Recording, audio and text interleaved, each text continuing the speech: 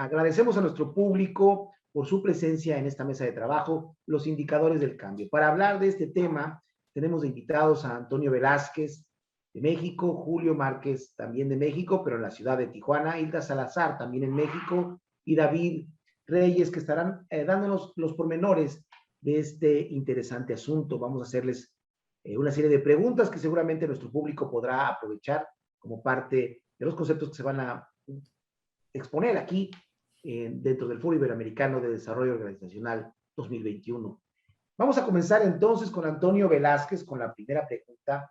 Antonio, en el contexto actual, ¿qué papel juegan los indicadores de desempeño de los colaboradores en los resultados del negocio? Pues es una parte muy importante porque pues, necesitamos medir las cosas para saber si estamos funcionando o no estamos funcionando. Es necesario para esta y para todas las cosas. Es como la evaluación, un examen de cómo está funcionando la empresa, la organización. Y esa es pues la gran importancia. Vamos a trasladar esta pregunta ahora a Julio Márquez en México también. Háblanos de esto, ¿cómo lo ves tú? Vital, es la columna vertebral de la gestión de talento. ¿Sí? Influye principalmente cuando lo hacemos bien en el aseguramiento de los resultados del negocio, visto desde la perspectiva del cumplimiento del capital humano y desde la perspectiva del colaborador, el cumplimiento de los objetivos de cada quien en sus puestos, de sus KPIs, demuestra uno que han aprendido, dos, que han cumplido y tres, que entonces se convierte también en la piedra angular para poder establecer planes de capacitación, de carrera, programas de retención, de compromiso y de muchas otras incentivos y muchas otras cosas que son vitales en una gestión integral del capital humano. En tu opinión, Hilda, en tu opinión, ¿cómo ves este concepto? El que nosotros podamos medir de manera objetiva el desempeño del colaborador, tomando en cuenta que es un ser humano y que es el eje central de las organizaciones, nos va a permitir por un lado, tener un indicador real, claro, pero por otro lado, no perder de vista a la gente. En estas épocas que estamos viviendo ahorita, en este momento COVID y post-COVID, que esperemos que pronto llegue, la gente es primero la que se está viendo más afectada, tanto en lo emocional como en lo laboral. Y por lo tanto, pues su desempeño es diferente. Tenemos que también ver la manera de centrar estos indicadores, actualizarlos y considerar todas las variables que están en torno al ser humano ahorita y que van a ser significativas en lo que va a pasar a nivel organizacional. Pero siempre, y desde el desarrollo organizacional, nos tenemos que centrar en el ser humano y buscar indicadores que cuiden esta parte humana. Vamos a escuchar la opinión de David Reyes, también desde México. Adelante, David. Ya que nos van a dar 4 elementos claves. La importancia de estos indicadores son el cumplimiento de objetivos primero que nada. Alinear a todos los colaboradores, trabajadores, a los objetivos y metas que debe de tener la empresa y debe de cumplir para su indicador más importante, que todos sabemos que es la rentabilidad. Así de simple. El segundo punto es que nos ayudan a tener una evidencia de evaluación. Ninguna persona que no tenga un indicador claro, que no tenga entendido cuál es su meta en términos del indicador del logro, va a saber a dónde dirigirse, va a saber a dónde llegar. Por lo tanto, este formulismo del indicador para cada persona nos permite evaluar a la persona en términos de desempeño, en términos de su resultado, pero también en términos de cumplimiento. ¿Sí? ¿Qué tanto está cumpliendo o está dejando de cumplir o incluso ya rebasó la meta establecida, lo cual nos hablaría de un excelente empleado en términos de lo que tiene planteado. El tercer punto es que nos facilitan la toma de decisiones en todos los aspectos, tanto para cambios de estrategia, como para dar seguimiento, como para retroalimentar al equipo de trabajo, realinear los objetivos y metas, tomar decisiones a veces duras para la empresa, a veces tomar decisiones de sostenimiento y mantenimiento de resultados, etcétera. Un indicador bien elaborado, bien formulado, válido y confiable siempre nos va a ayudar y facilitar en la toma de decisiones. Y el último punto es que nos alinea precisamente a la cultura y a los procesos con los cuales se vive dentro de la empresa. Los indicadores normalmente nos establecen la pauta de comportamiento de la empresa que nosotros tenemos que empatar con la pauta de comportamiento de cada persona que vive dentro de esa empresa. Para la siguiente respuesta, vamos de nuevo con nuestro experto, Antonio Velázquez.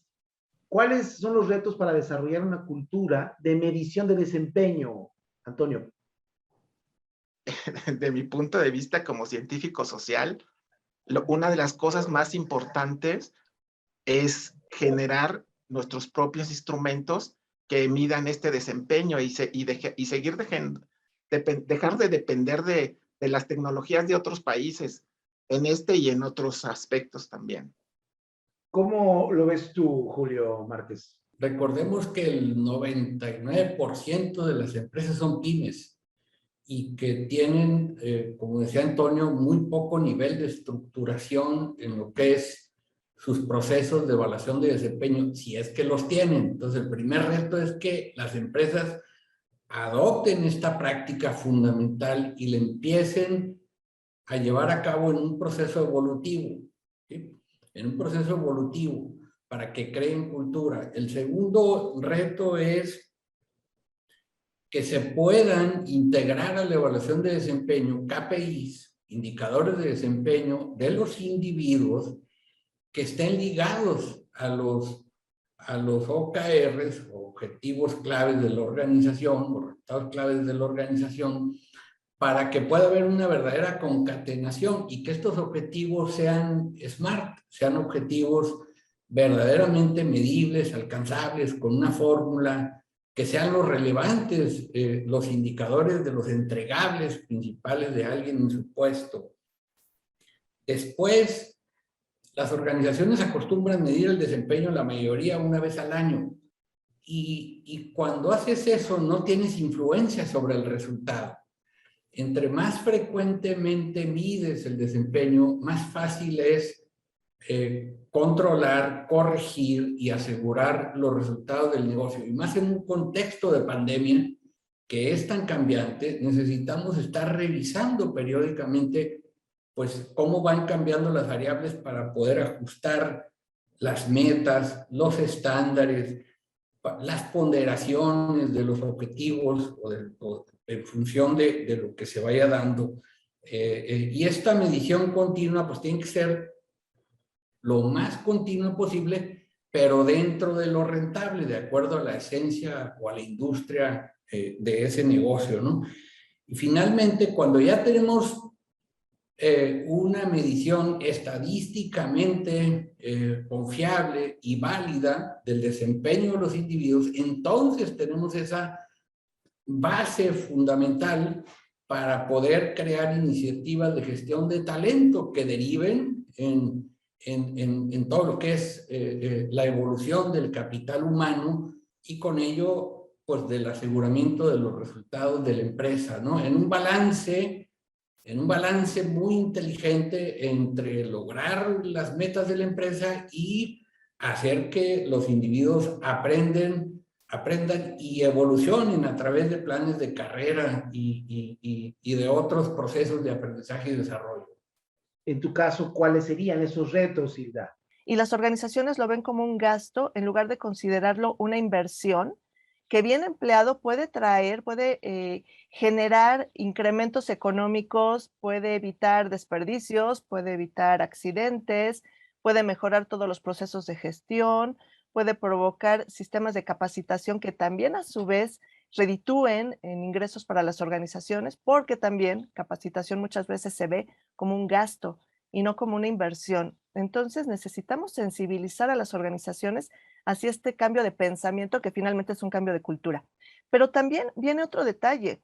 Organizaciones que sí desarrollan estos procesos muchas veces los utilizan como un medio o un pretexto para recorte de personal. Y muchas veces el trabajador también está con ese miedo. Me van a medir porque me van a correr. Y entonces no colabora y no es partícipe de un proceso que en realidad le va a traer un beneficio al trabajador y por supuesto a la organización y además al contexto en el que se va a mover esta organización. Entonces, pues tenemos que apostarle a este cambio de cultura, empezar ya, ir sensibilizando a las organizaciones, a la gente y generar un proceso que sea integral y conjunto. Y vuelvo a tocar el tema del ser humano porque no podemos perder de vista que al final el beneficio va a ser para cada persona. Escuchamos ahora a David Reyes. El principal y lo más importante de una medición son 5 pasos, ¿sí? Y es donde empiezan los retos, es precisamente donde esto se convierte en un reto, porque no todo el mundo tiene la cultura de medir, no todo el mundo sabe medir, y peor aún, he visto miles de empresas en las cuales me ha tocado tener el honor de colaborar con estas empresas como consultor o como trabajador y tienen mucha información, pero no saben qué hacer con la información. Y me refiero precisamente a la parte del análisis. No saben cómo analizar los datos, no saben cómo interpretar esos datos y por consecuencia no saben cómo aplicar el resultado a una mejora, a un seguimiento, a un indicador de resultados. Entonces, una medición debe tener 5 características claves. Primero que nada, tiene que ser directa. ¿Qué quiero decir con esto? Si yo soy un ejecutivo de ventas, tengo 2 indicadores que tengo que seguir para que sean directos: volumen y dinero. ¿Cuánto estoy vendiendo en dinero y cuánto estoy vendiendo en volumen? Hay otros indicadores secundarios como la mezcla, como el tipo de cliente, como todo lo que tenga que ver con el cliente, el servicio, la atención, todo ese tipo de cosas. Pero los indicadores de rentabilidad reales de alguien de ventas tienen que ver con la cantidad de productos que vende y tiene que ver con lo que eso genera en términos de dinero. Eso es a lo que me refiero con indicadores directos.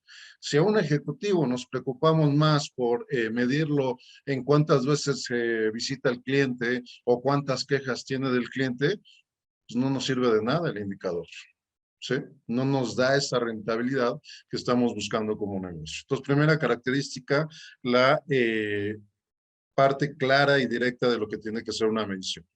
Las siguientes 2, aunque van separadas, en realidad no me gusta separarlas porque hablamos de lo mismo, que sería la confiabilidad y validez de la medición. Una medición tiene que ser consistente, tiene que ser válida. Y validez quiere decir que se mida realmente lo que se está midiendo o lo que se quiere medir. Y su consecuencia es precisamente que sea confiable, que podamos confiar en esos resultados en tiempo y en forma. Y esto es mucho de la cultura de los números, es mucho de la técnica de entender los números, medirlos correctamente y poderlos analizar. El cuarto es que tiene que ser oportuna. También este es un punto muy importante de la medición.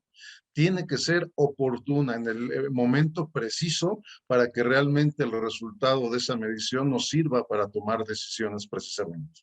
Nos sirva para llegar a un resultado objetivo que nos permita generar cambios, que nos permita hacer ajustes, que nos permita cambiar incluso de estrategias si los resultados nos están dando.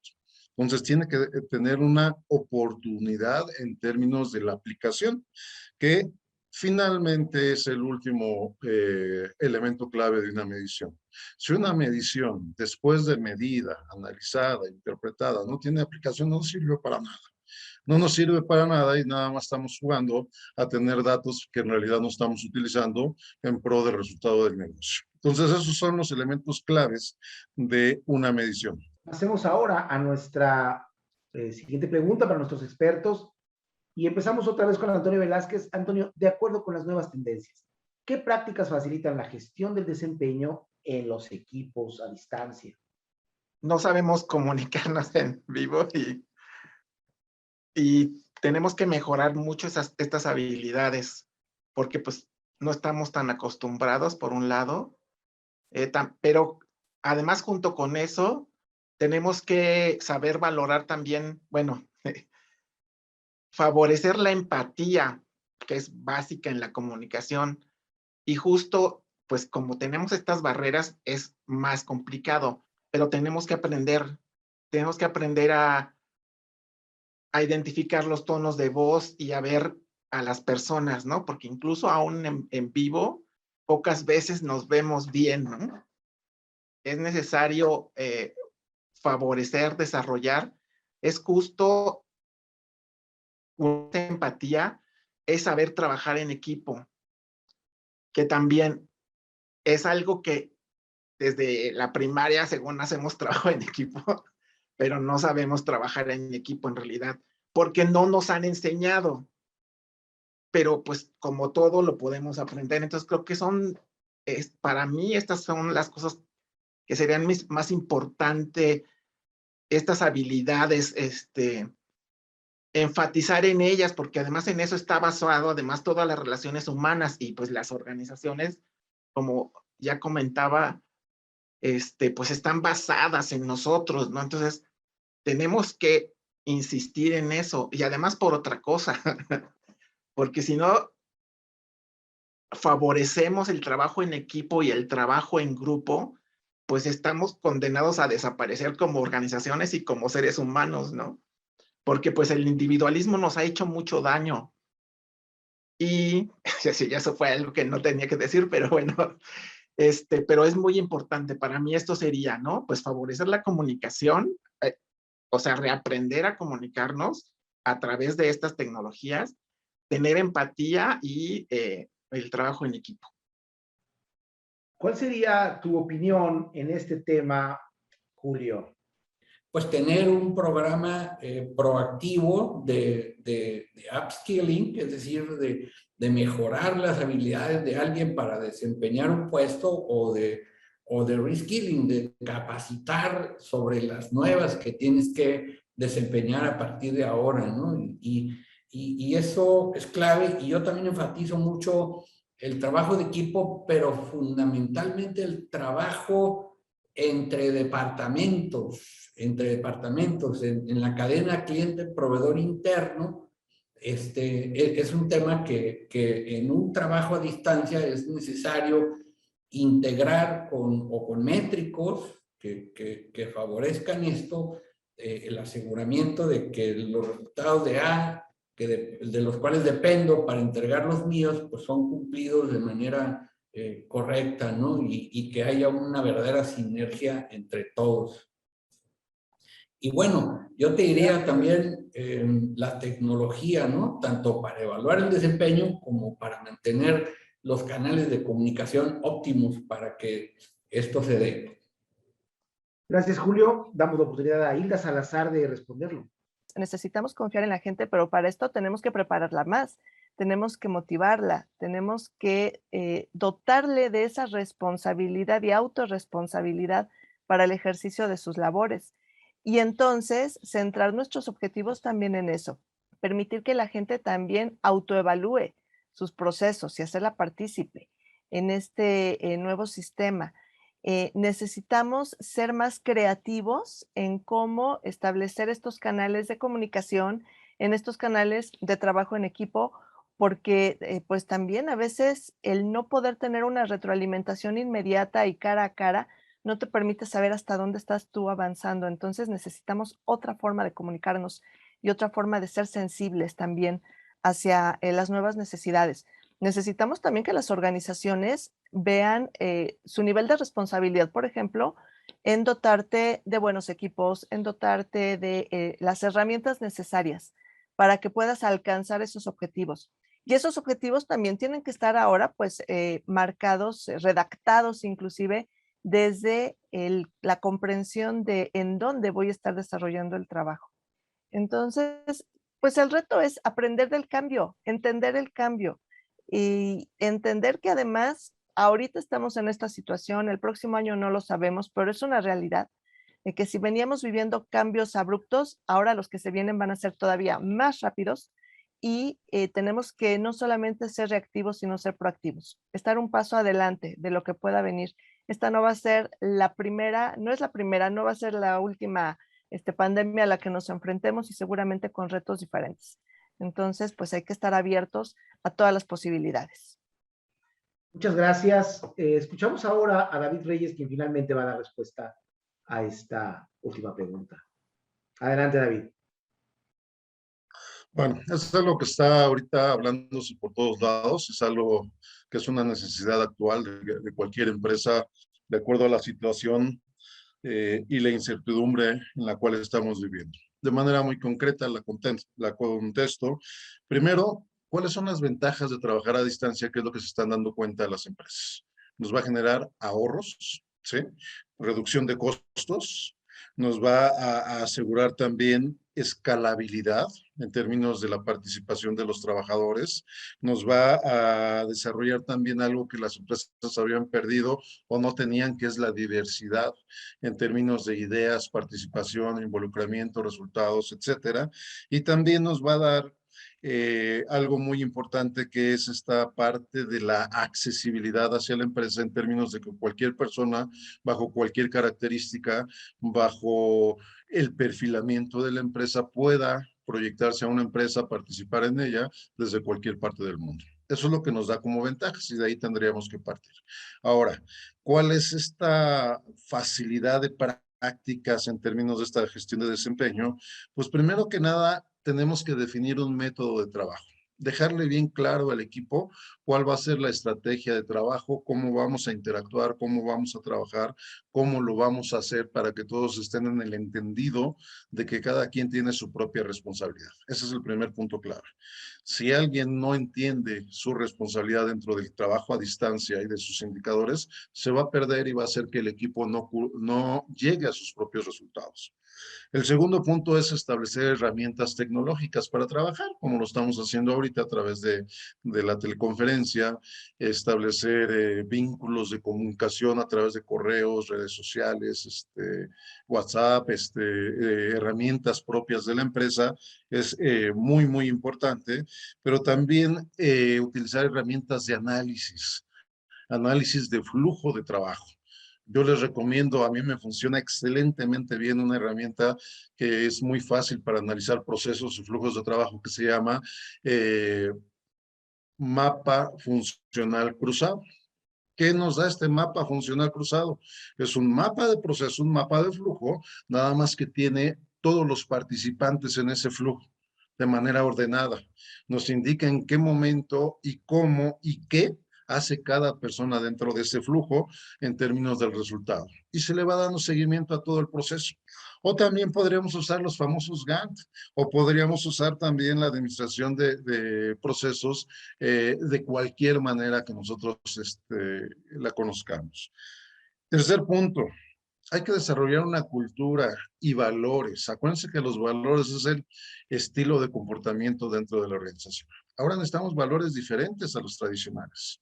¿Por qué? Porque ya no estamos dentro de un área controlada llamada empresa. Ahora estamos dentro de nuestra área controlada llamada home office, ¿sí? O trabajo en casa. Es diferente. Entonces, los valores que se viven para trabajar a distancia tienen que ser también diferentes y crear una cultura de esto, una cultura compartida en la cual todos podamos interactuar y desarrollar esta forma de trabajo. El siguiente punto es desarrollar herramientas de comunicaciones únicas, ¿sí? Es muy común y ahorita lo estamos viviendo. Yo lo estoy viviendo mucho con las empresas y los alumnos que tengo. Maestro, se lo envié por correo. Maestro, se lo envié por WhatsApp. Oiga, es que lo puse en la nube. Y uno se vuelve loco con tanta herramienta. Tienen que establecer una herramienta clave para la comunicación de todo el equipo, la entrega de resultados, el seguimiento, las reuniones, etcétera. Obviamente debe de haber herramientas complementarias por si llega a fallar esa herramienta única y clave. Pero es muy sencillo. Antes, que teníamos solamente correo, era facilísimo. Después metieron el teléfono, luego meten las redes sociales, luego meten todo el mundo de herramientas que ahorita tenemos, y esto también viene a complicar la comunicación. Entonces, con que tengamos una o dos herramientas establecidas como las formales, vamos a tener una excelente comunicación. Siguiente punto es la retroalimentación. Aquí entra de manera clave la parte de la retroalimentación. Tenemos que estar trabajando muy de cerca con la gente Tenemos que estar evaluando a la gente, pero también trabajando mucho esta parte de cómo vas, qué estás haciendo, aguas con esto, aguas con aquello, lo estás haciendo bien, lo estás haciendo mal, en qué te apoyo, en qué te ayudo, vamos a hacerlo juntos. La retroalimentación es fundamental para que la gente se enfoque. ¿Qué es el último punto precisamente? Los líderes deben de tener un gran enfoque hacia el resultado, deben de tener una fuerza de voluntad y una fuerza de influencia sobre su equipo terriblemente diferente a como estaban acostumbrados, para que esto genere confianza, tanto del líder a sus colaboradores como de los colaboradores hacia el líder en función del resultado que se está buscando y rompa la incertidumbre natural que genera estar lejos de un lugar establecido llamado empresa y control. Gracias. Muchas gracias a todos ustedes, a nuestros expertos, Antonio Velázquez, Julio Márquez, Hilda Salazar y David Reyes en esta participación, los indicadores del cambio en el Foro Iberoamericano de Desarrollo Organizacional 2021, la nueva era de los resultados. Agradecemos a nuestro público también por acompañarnos en vivo y esperamos que estas y otras sesiones que tendremos para ustedes sigan siendo de la utilidad que están siendo para nosotros como organización. Buenas tardes, muchas gracias.